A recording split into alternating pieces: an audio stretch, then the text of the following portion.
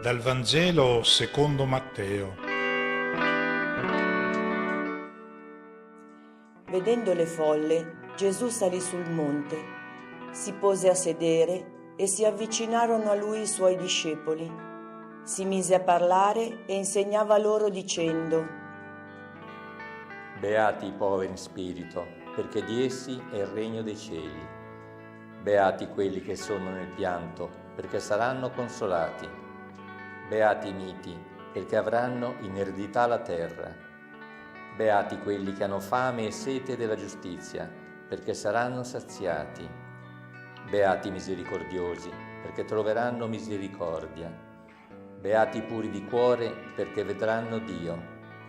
Beati gli operatori di pace, perché saranno chiamati figli di Dio. Beati i perseguitati per la giustizia, perché di essi è il regno dei cieli. Beati voi, quando vi insulteranno, vi perseguiteranno e mentendo diranno ogni sorta di male contro di voi per causa mia. Rallegratevi ed esultate, perché grande è la vostra ricompensa nei cieli. Così infatti perseguitarono i profeti che furono prima di voi.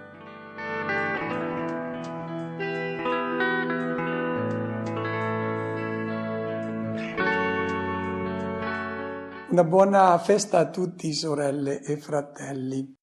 Oggi è la festa di tutti i santi. In passato i santi hanno goduto di una enorme popolarità, le chiese erano piene delle loro statue e a loro si ricorreva più che non a Dio. C'era il santo dei camionisti, il santo degli studenti, quello che faceva ritrovare gli oggetti smarriti, quello che curava le malattie agli occhi, il mal di gola. Erano considerati una specie di intermediari che dovevano presentare a Dio le nostre domande e loro fungevano da intercessori per commuovere il cuore di Dio a concedere queste grazie. Oggi la tendenza a ricorrere al santo per chiedergli di presentare una raccomandazione al Signore si va affievolendo ed è una cosa bella. E chi prega davvero si rivolge direttamente al Padre del Cielo e si rivolge a Dio insieme con tutti i suoi fratelli, con tutti i santi.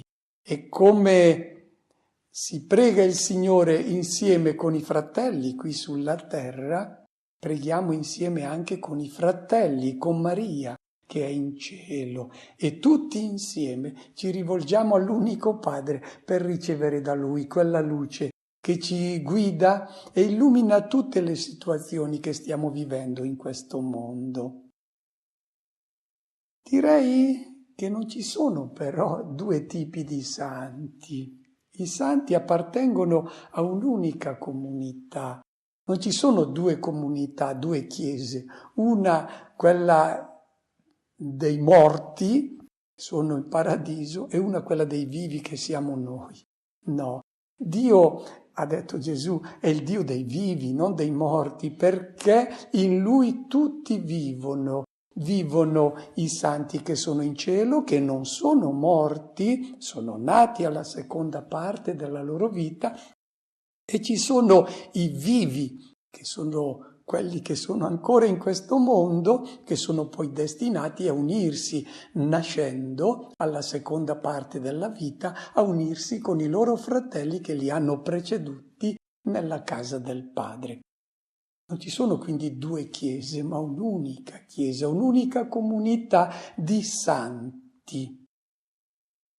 Nel Gloria che noi recitiamo durante la festa e durante le domeniche, noi ripetiamo: tu solo sei santo. Soltanto Dio, infatti, è santo. E allora, come mai noi chiamiamo santi e stiamo attenti a non chiamare santi soltanto coloro che sono in cielo? Santi sono tutti coloro che appartengono a questa comunità di fratelli che hanno dato l'adesione a Cristo. I primi discepoli erano chiamati con vari nomi. Inizialmente erano chiamati Galilei, Nazareni e poi ad Antiochia hanno cominciato ad essere chiamati cristiani e tutti questi nomi erano dispregiativi. Galilei era sinonimo di rivoltosi, Nazareni anche. Si riferiva al villaggio disprezzato da cui proveniva Gesù. E cristiani significava unti, cioè i seguaci di un sedicente unto del Signore che era finito sul patibolo. Non erano questi i titoli che impiegavano i primi cristiani. Tra di loro si qualificavano come fratelli, come i credenti, i discepoli del Signore, gli uomini della via, poi anche i perfetti e i santi. Quando Paolo indirizza le sue lettere, le comincia praticamente tutte così: a tutti i santi che sono nella città di Filippi, nella città di Colossi, a tutti i santi dell'intera Acaia, a tutti i santi che sono in Roma, e non scriveva ai santi che sono in cielo, ma a persone concrete che abitavano a Filippi, a Efeso, a Corinto, a Roma, erano loro i santi. Perché erano chiamati così? Santo significa ritagliato fuori rispetto a quello che è la moltitudine delle persone del mondo, non perché il cristiano viva separato dagli altri uomini o li disprezzi, no, ma ha fatto una scelta di vita che lo qualifica e che non è quella di tutti. Magari diventasse anche quella di tutti gli altri uomini ed è la proposta di vita che lui fa a tutti, ma è lui che comincia a impostarla in un modo diverso, secondo una luce che gli uomini non hanno ancora ricevuto tutti. Oggi il Vangelo ci presenta l'immagine dell'unico santo che è Cristo, tu solo sei santo, e ci presenta in questa festa l'immagine di questo santo attraverso le beatitudini.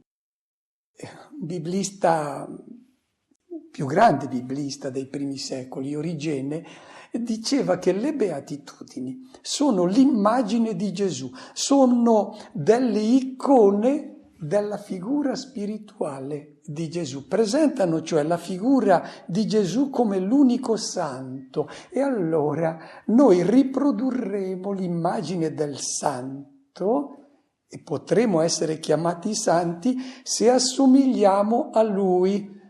E per capire bene il volto di questo santo che noi dobbiamo riprodurre, ecco le beatitudini. Che cosa significano beatitudini? Chiamare una persona beata, anche nel nostro linguaggio, significa sei una persona di successo, beato te.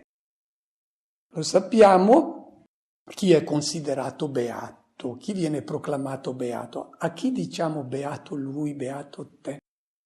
È chi riesce a dominare, a imporsi, ad arricchire, a godersi la vita. Beato lui, che può permettersi tutte queste soddisfazioni. Secondo i criteri di queste beatitudini, Gesù non è beato. Il santo, noi lo vediamo subito, è diverso. E quindi se noi vogliamo appartenere a questa comunità di santi, dobbiamo essere beati e dichiarati, proclamati beati, non dagli uomini che hanno le loro beatitudini, ma da Dio. E Dio presenta Gesù come il beato, a lui sì che fa i complimenti, beato te. È a questo livello che si gioca la fede in Cristo. Su quale proposta di beato vuoi giocarti la vita? Da chi vuoi ricevere il complimento beato te? Dagli uomini o da Dio? Su quali valori vuoi puntare la tua vita? Ecco, durante la spiegazione di queste beatitudini sarò sempre accostato da due icone, il beato e la beata. Elisabetta l'ha proclamata beata, beata te. Non perché sei ricca, hai la doppia casa, beata te perché hai creduto, perché ti sei fidata delle beatitudini che sono quelle di Dio, non quelle degli uomini. È la sorella di tutti coloro che, come lei, affidano la loro vita al beato, a Cristo. Accostiamoci allora alla proposta di beatitudine fatta da Gesù. Riuscire a realizzare le beatitudini di Gesù richiede un cammino di purificazione e di meditazione profonda, perché volenti o nolenti, noi interiorizziamo le beatitudini del mondo e siamo sempre tentati di seguirle. Allora è importante oggi richiamare alla nostra mente e al nostro cuore la vera beatitudine, quella che noi abbiamo scelto quando abbiamo accettato, accolto la proposta di appartenere a questa comunità che segue il beato. Vediamola allora queste beatitudini. La prima, beati i poveri in spirito, di essi è il regno dei cieli. Questa beatitudine ha ricevuto tante interpretazioni. Una molto famosa e molto diffusa ha sostenuto che beato era colui che aveva accumulato molti beni, però il suo cuore era distaccato, ecco, in spirito. Era ricco, ma in spirito era povero, perché era distaccato dai beni, difatti elargiva molte elemosine, e c'è tutta una tradizione della Chiesa che giustifica questa concezione. Per cui ci sarebbero ricchi buoni e ricchi cattivi. Ricchi buoni è quelli che hanno molti beni ma fanno elemosine, quelli cattivi invece sono quelli che usano i beni per se stessi e non fanno nulla di buono. Chi è il povero di questa beatitudine? Direi anzitutto, povero chi è? È colui che non ha niente. Questo è il povero. Ci chiediamo, ma allora Gesù proclama beati gli straccioni, i diseredati. Se così fosse, dovremmo ridurci tutti in miseria per essere beati. È importante verificare bene a chi Gesù rivolge questa beatitudine e che cosa significa in spirito. E Gesù non sta parlando a qualche straccione di Cafarno e accostandosi a lui gli dice beato te che sei in questo stato. Oppure arriva a Gerusalemme dove ci sono coloro che nel 31 a.C., quando proprio al tempo della battaglia di Azio c'è stato il grande terremoto e ci sono state 10.000 vittime in questo terremoto, quindi sono crollate le case, sono ancora vive alcune di queste persone che sono scampate al disastro. Gesù si rivolgesse a una di queste persone che non ha più la casa e gli dicesse beato te perché sei povero. Ecco, questa interpretazione è assurda, deviante ed è contraria a tutto il Vangelo. Gesù sta rivolgendosi ai discepoli, li proclama beati perché sono diventati poveri in spirito. L'ideale del cristiano non è la miseria, l'ideale del cristiano è l'amore. Nella comunità che accoglie la proposta di Cristo, questa è la promessa che lui fa nel Vangelo: non c'è più nessun povero, perché i doni che Dio ha dato al mondo sono immensi e Dio non vuole che le persone soffrano, li vuole tutti felici, gestendo i beni di questo mondo secondo il suo disegno. E il suo disegno richiede che, mossi dal suo spirito, si divenga poveri, cioè che ogni fratello consegni al bisognoso gli immensi doni che Dio gli ha collocato fra le mani. Quando si entra in questa dinamica di scambio di doni per amore, mossi dal suo spirito, Spirito, che è la sua vita divina, che ci fa tutti fratelli, quando questo si realizza, la povertà nel mondo scompare. Si diventa poveri perché non si trattengono i beni per sé, ma si diventa ricchi di vita insieme ai fratelli. Chi sono allora i poveri in spirito? Lo spirito è la forza interiore che ci spinge, la forza divina, spinge a staccarci dai beni e a donarli per amore.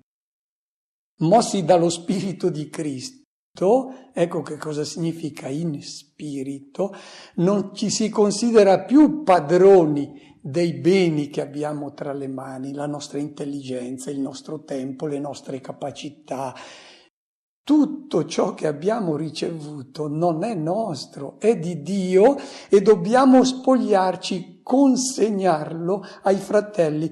Qual è la beatitudine somma? È quello, al termine della nostra vita, poter dire ho donato tutto, sono rimasto povero. Allora chi è il povero? Lo vediamo sulla croce, quello che non è rimasto proprio con nulla, ha dato tutto fino all'ultima goccia di sangue e fino all'ultimo vestito, perché non aveva assolutamente nulla addosso, era stato spogliato di tutto. Beato è proclamato da Dio colui che ha donato tutto al fratello, rispondendo allo spirito, alla vita divina che gli è stata donata. Stiamo attenti perché diventa nostro proprio tutto ciò che abbiamo donato, perché ciò che abbiamo donato è diventato amore e l'amore viene da Dio. Dio è amore, è il divino che noi costruiamo dentro di noi, mostrando e lasciando venire fuori tutto il nostro amore. Seconda beatitudine, beati gli afflitti perché saranno consolati. Questa afflizione, questa beatitudine ha dato origine anche a una spiritualità scorretta, quella del dolorismo, e si sente ancora anche oggi qualche epigono di queste persone che esaltavano il dolore come un modo per essere graditi a Dio, offrire a Dio il dolore, perché se noi gli offrivamo il nostro dolore, Lui poteva convertire i peccatori. C'è ancora qualche cosa che circola di questa spiritualità doloristica. Non ha nulla a che vedere con questa beatitudine. Gli afflitti di cui si parla qui non sono quelli che provano un qualunque dolore. No, hoi penthuntes in greco. Sono coloro che vivono con passione l'impegno a costruire un mondo nuovo secondo il disegno di Dio. E queste persone che si impegnano, di fronte a quale realtà del mondo si trovano? Proviamo a guardarci attorno, cosa vediamo? Non è il mondo di Dio, è il mondo delle guerre, delle violenze, ingiustizie, oppressioni, è il mondo delle falsità, delle ipocrisie, il mondo dove Dio sembra più escluso dalla convivenza umana, un mondo che si regola su valori che non sono quelli del Vangelo. Quando il discepolo vede questo mondo, non può gioire. È come una persona che è in lutto perché vuole un mondo diverso, vuole quel mondo che Gesù è venuto per costruire. Siamo infinitamente lontani ancora da questo mondo e allora il vero discepolo soffre. Gesù dice: beato colui che prova nel suo intimo questa passione per costruire un mondo nuovo. Sta male non perché lui è malato o ha qualche sventura, sta male perché le cose nel mondo vanno male. Beati coloro che provano questo dolore, perché sono sensibili alla passione di Dio. La tentazione anche per queste persone è quello di lasciar cadere le braccia, e se il maligno riesce a convincerti che il mondo nuovo è un sogno e tu lasci cadere le braccia, lui ha vinto. Ecco allora la promessa di Gesù, a coloro che provano questo dolore, saranno consolati. Dio sta dalla loro parte, li consolerà, il mondo nuovo nascerà, Dio lo costruirà insieme con te. Terza beatitudine, i miti erediteranno la terra. L'aggettivo italiano mite richiama la persona calma che non reagisce alle provocazioni, accetta passivamente, senza lamentarsi, le ingiustizie.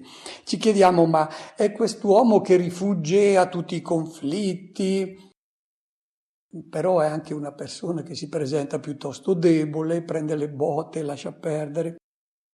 È costui che viene proclamato beato? La risposta è no. Chi è il mite nella Bibbia? Il Salmo 37 ci presenta la figura del mite. Mite è colui che si trova in una situazione che non è quella ideale. Ci sono delle sopraffazioni, delle angherie a cui lei è sottomesso, però il mite non cede alla tentazione di reagire con la violenza, con l'aggressività. E dice il Salmo 37, desisti dall'ira, deponi lo sdegno, non irritarti perché faresti del male. Però questa beatitudine non è un invito alla rassegnazione, ma alla speranza, un invito all'impegno. Difatti, noi per fortuna abbiamo una beatitudine che la troviamo in Gesù, che si presenta come il mite. Imparate da me che sono mite e umile di cuore. E Gesù non è mite nel senso che ha preso delle bastonate senza una minima reazione, lasciando perdere. No, ha vissuto dei conflitti drammatici Gesù, ma li ha affrontati con le disposizioni di cuore che caratterizzano i miti, cioè coloro che non reagiscono al male col male, ma al male reagiscono con l'amore. Cambiano il mondo non con la violenza, ma con l'amore. Questa è la disposizione del mite. Il mondo pensa che la terra apparterrà sempre a coloro che non sono miti, anzi sono l'opposto dei miti. Gesù dice, gente di successo saranno coloro che con la mitezza, con l'amore cambieranno il mondo. La terra apparterrà a loro. Di nuovo l'invito alla speranza. Se si crede in Gesù ci si impegna per il mondo nuovo, impiegando però i metodi che Gesù ha impiegato, solo l'amore, solo la mitezza. Beati quelli che hanno fame e sete della giustizia. Sono i bisogni primari che noi abbiamo, mangiare e bere. Allora ci chiediamo che cosa significa provare questo bisogno per instaurare la giustizia. C'è la giustizia distributiva che consiste nel dare a ciascuno ciò che gli spetta ed è quella che regola i rapporti umani. Qui però non si parla della giustizia umana, tanto più che per giustizia umana tante volte si intende la condanna. Fare giustizia, giustiziare, vuol dire che c'è un giustiziere e uno che la paga per gli errori che ha commesso. Non è questa la giustizia che deve bramare come colui che ha fame e sete, il beato secondo Gesù. Qui si tratta della giustizia di Dio, cioè quella giustizia, quel mondo nuovo che Dio vuole realizzare qui sulla terra. La giustizia di Dio qual è? È che tutti gli uomini si sentano fratelli, che vivano in comunione, che condividano i beni, che vivano come proprio il dolore e il bisogno del fratello, che siano capaci di perdonare, di cambiare i nemici in fratelli. Questo è il mondo dove regna la giustizia di Dio. Beato è colui che brama la realizzazione di questa giustizia di Dio nel mondo e si impegna a realizzarla. ma si impegna e ha bisogno di realizzarla come colui che ha fame e colui che ha sete. Saranno saziati. È sempre nella seconda parte di questa beatitudine l'invito alla speranza, perché la tentazione di pensare che queste beatitudini siano un sogno è sempre incombente. Ecco allora Gesù che dice saranno saziati. Coloro che si impegnano per costruire questo mondo nuovo e questa giustizia stanno costruendo la storia di Dio, la storia che rimane, quella degli uomini viene cancellata. Beati misericordiosi, troveranno misericordia. L'interpretazione più immediata sarebbe questa. A volte nella vita ci si trova di fronte a un dilemma, essere magnanimi oppure assecondare il desiderio di farla pagare a chi ci ha fatto dei torti, a chi ci ha fatto del male. Allora essere misericordiosi vuol dire fare prevalere la compassione e il perdono. Sarebbe l'invito quindi a essere longanimi, a lasciar perdere. Però se identifichiamo la misericordia con la compassione, non si capisce come Dio possa essere misericordioso se Lui è giudice. Il giudice non può chiudere gli occhi quando sono stati commessi dei crimini. Oppure quando diciamo che Dio è misericordioso vuol dire che lascia perdere soltanto i peccati leggeri, ma poi quelli gravi non li può perdonare. Come fa? Ma già i rabbini non riuscivano a mettere d'accordo bene questo tipo di misericordia con l'amore e la giustizia di Dio. Entravano in conflitto. Faceva difficoltà quindi anche i rabbini. Cerchiamo di comprendere il senso biblico della misericordia e del misericordioso. Misericordioso, in ebraico chesed, è colui che ama in modo incondizionato e fedele. Dio è misericordioso perché non c'è nulla che possa incrinare il suo amore. Nessun peccato, nessun rifiuto dell'uomo riesce a farlo desistere dall'amarlo, dal beneficarlo. E allora che cosa significa essere misericordiosi? Essere proclamati beati vuol dire essere come Lui. E in che consiste la misericordia? Non è semplicemente chiudere un occhio di fronte a uno che ci ha fatto un torto, va molto più in là. Direi che sono 3 momenti che caratterizzano il cuore del misericordioso. Il primo è quello di accorgersi del bisogno dell'altro, è quello di vedere. Lo ricordiamo il Samaritano, quando scende lungo la via da Gerusalemme a Gerico, vede il bisogno di chi è caduto in mano ai briganti. Quindi il primo momento che caratterizza il cuore del misericordioso è quello di uno che è attento. Non c'è bisogno che l'altro gridi, è lui che vede perché è attento ai bisogni del fratello. Prima caratteristica del cuore misericordioso. E non distoglie lo sguardo, non cerca di distrarsi, non dice basta che io stia bene, gli altri pazienza, no, vede. Prima caratteristica, primo momento. Secondo, quello di provare compassione, letteralmente nel senso di compatire, di soffrire insieme all'altro che è nel bisogno. Terzo momento, interviene concretamente, come ha fatto il Samaritano. Ha visto, si è sentito rimestolare le viscere perché ha visto il fratello che soffriva e poi è intervenuto. Il testo del Vangelo dice: lui ha fatto la misericordia. Lui ha riprodotto il volto del misericordioso che è Dio, che non castiga, non punisce nessuno, è attento, sente con passione il bisogno di suo figlio e interviene. Beato il misericordioso, cioè colui che è misericordioso come il Padre del cielo. Cosa vuol dire troveranno misericordia? Non vuol dire che Dio chiuderà un occhio sui suoi peccati, no, lo chiude comunque.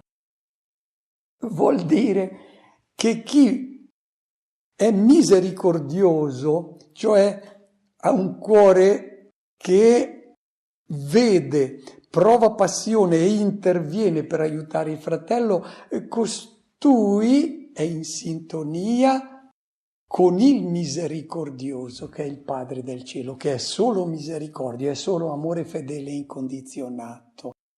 Beato è colui che riproduce, almeno in parte, il volto del misericordioso, che è il Padre del cielo e che è Cristo, che riflette il volto del Padre. Beati i puri di cuore, perché vedranno Dio, la sesta beatitudine.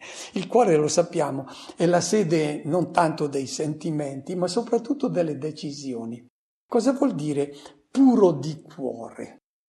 Sappiamo cosa significa puro. Oro puro vuol dire che non è mischiato ad altro. Caffè puro vuol dire che è solo caffè. Puri di cuore vuol dire che sono guidati, sono cuori che quando fanno le loro scelte sono guidati soltanto da Dio. E se invece non è puro il cuore, ma nel cuore c'è anche Dio, però c'è il denaro, c'è l'orgoglio, la cupidigia, la dissolutezza morale, e questi idoli finiscono per offuscare il volto di Dio. Sono loro che decidono le tue scelte nel cuore, non è puro il cuore, e costoro che hanno degli idoli, anche se c'è un pochettino anche Dio nella loro vita, ma non è solo Dio, bene, costoro non vedono più Dio, perché gli idoli finiscono per offuscare il volto di Dio. Settima beatitudine, gli operatori di pace, che saranno chiamati figli di Dio. Operatori di pace non significa pacifici, cioè coloro che non fanno del male a nessuno, che è una cosa buona, coloro che evitano i conflitti, che vivono in armonia. Questa è un'interpretazione riduttiva. Il termine greco è eirenopoioi, dove c'è eirene e poiein. Eirene è la pace, poiein, costruire. Beati sono coloro che si impegnano a costruire un mondo di pace. La pace non è soltanto l'assenza di liti e di guerre, che è importante, ma è l'ordine nuovo secondo la giustizia di Dio. E quindi chi si impegna nel mondo perché ci sia benessere, gioia per tutti, è un costruttore di pace. Per coloro che si impegnano perché non ci siano malattie, non ci sia l'ignoranza, perché ci sia un alimento per tutti, sono costruttori di pace. Quindi chi crea le condizioni politiche, economiche, culturali, perché ci sia questo mondo nuovo dove ci sia il benessere per tutti, costoro sono costruttori di pace. La beatitudine, la promessa che viene fatta è la più bella. Costoro saranno chiamati figli di Dio. È una espressione ebraica questa che significa Dio li considera suoi figli, cioè è come se Dio dicesse a questi costruttori di pace: tu davvero mi assomigli. Quando noi costruiamo da pace dobbiamo sentire il Padre del cielo che ci dice: sei davvero mio figlio. L'ultima beatitudine, i perseguitati per causa della giustizia. Coloro che vogliono costruire questo mondo nuovo devono mettere in conto che entreranno in conflitto col mondo antico che non si rassegna a scomparire.